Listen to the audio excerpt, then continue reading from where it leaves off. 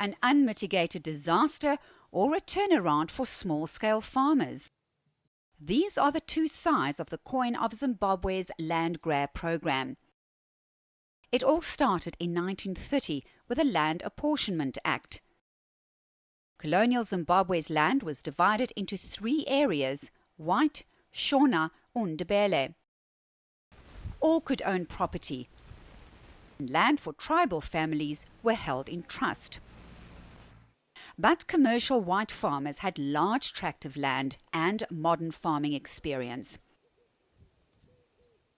With lots of money in their pockets, they were able to buy up thousands of hectares of land in high rainfall areas. On the other hand, many black farmers didn't have the modern know-how to farm on a big scale. They were obligated to work small farms in low rainfall areas. It was 1979 when the Lancaster House Agreement was signed between Britain, Zimbabwean liberation movements and the Zimbabwe Rhodesia government. It was also agreed that there would be a more equitably distribution on land between blacks and minority whites. Robert Mugabe was persuaded to wait 10 years before implementing land reforms. Millions of pounds were donated to Zimbabwe by the UK for this purpose. For the next 21 years, the principle of willing buyer, willing seller approach applied, with economic help from Britain.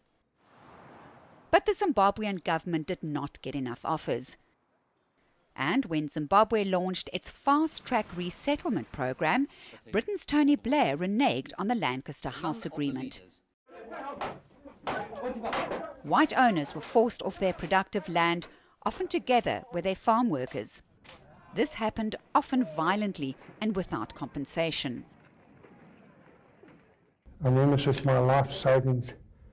I've worked hard and I'm old, as you can see, but what do I do now? In the ensuing chaos of land grabbing, small-scale farmers were once again able to make some progress. At least my life will be better than last time. There will be a big change, you know. Yeah, I can go and buy a small vehicle, you see, a tractor, then it's a step in life, and I'll be moving. Critics say the land grabs led to the financial ruin of Zimbabwe. The economy, largely based on agriculture, shrunk dramatically, and many Zimbabweans were dependent on food handouts. There's been a turnaround since 2008, when Mugabe entered into a power-sharing government with the opposition. But while the situation has stabilized, Zimbabwe is still a long way away from the days when it was regarded as the breadbasket of Africa. Sinead Hale, Johannesburg. News that moves. eNCA.com.